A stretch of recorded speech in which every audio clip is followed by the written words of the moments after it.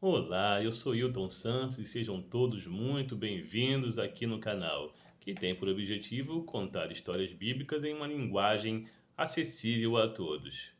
E a nossa história de hoje está em Josué, no capítulo 6, né? O milagre de Jericó. Por que milagre? Vocês vão descobrir daqui a pouquinho. Josué estava diante da cidade de Jericó, que eles teriam que conquistar, que seria a primeira cidade, né, na conquista da terra, o primeiro passo. E ele estava explicando para todo mundo, para toda a congregação, antes de começar, qual seria o plano divino para a conquista daquela cidade. E o plano seria o seguinte: serão 7 sacerdotes trocando trombetas e 7 sacerdotes tocando chifres de carneiro, né, com e a Arca da Aliança. Os soldados estariam atrás desses sacerdotes, dariam uma volta na cidade durante 6 dias e no sétimo dia dariam 7 voltas na cidade. Depois disso, tocariam-se as trombetas e soparia-se os chifres de carneiro, e aí todo mundo ia gritar e o Deus ia entregar a cidade nas nossas mãos. É isso. Só isso? Talvez as pessoas devessem perguntar, né? É simples assim? Então, é igual programa de auditório? A gente dá uma volta e você fala, grita, a gente grita e a cidade. É isso? Só isso mesmo? E Josué talvez tenha respondido: é só isso. Apenas isso, né? E depois a gente invade a cidade e mata todo mundo. É simples assim. Ah, tá bom, tá bom. Josué, olha, alguém já usou isso aí em algum lugar? Não. Já se viu isso em alguma história? Não. Tá bom, né? Então tá, já tinham se consagrado, tinham circuncidado todo mundo, tinham celebrado a Páscoa, já tinham comido das primícias da terra, né? Já tinha comido mamar, então tá bom, o homem tá falando, vamos fazer, né? E assim foi feito, né?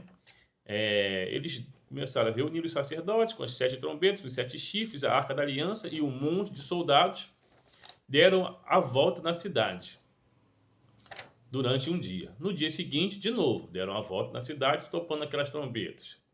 E no terceiro dia foi assim até o sexto dia. E as pessoas da cidade olhando, observando. Eles não ousavam confrontar Israel, porque, como eu já disse, eles morriam de medo. Mas também ficava assim, gente, que pessoal bizarro. Eles não vão cercar a gente. Não vão conseguir transpassar essas muralhas. E por que eles estão pagando esse mico lá, dando volta na cidade, lá tocando trombeta? Que pessoal esquisito. Mas o povo de Israel estava lá. O povo quieto, só tocava trombeta e dava uma volta. No sétimo dia, foi diferente. Ao invés de dar uma volta na cidade, deram 7 voltas na cidade. De forma que.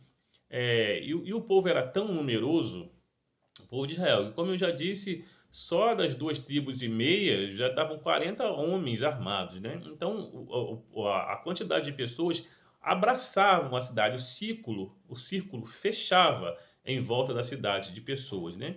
E no sétimo dia eles deram 7 voltas, e na sétima volta trocavam a trombeta e Josué falou: gritem.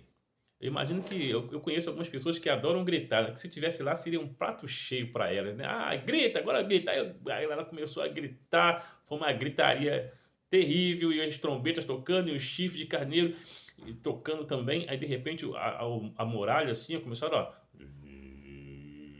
as suas estruturas começaram a ceder, começaram a se abalar, até que tudo simplesmente veio abaixo em segundos.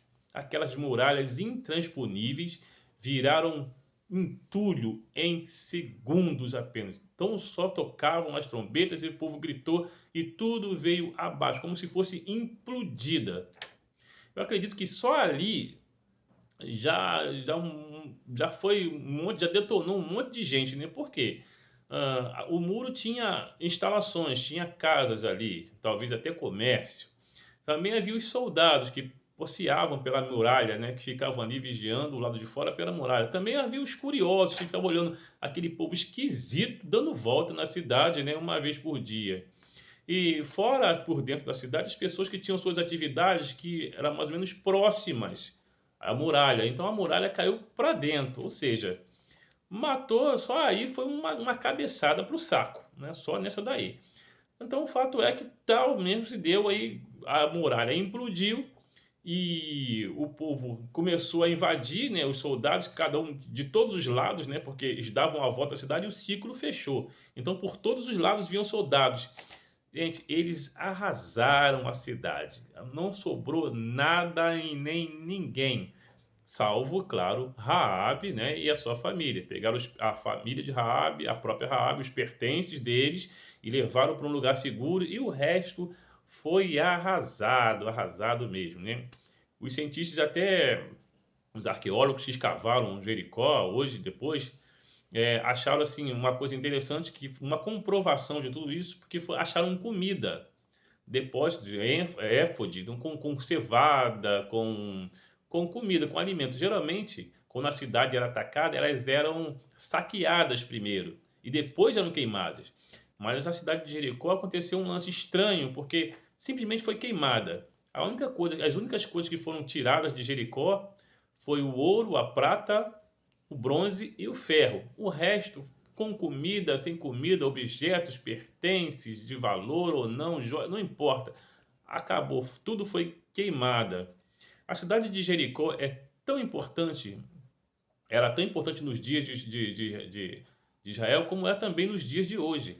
É a cidade mais antiga que existe no mundo. Se eu não me engano, também é a que mais está abaixo em relação ao nível do mar. A cidade ela é cantada em verso e prosa durante toda a Bíblia, né? Foi lá que havia as escolas dos profetas, onde Elias, né, e Eliseu passaram por ali algumas vezes. Também foi na cidade de Jericó que Jesus fazia seu trajeto, seu ministério, em boa parte era um caminho dele para Jerusalém.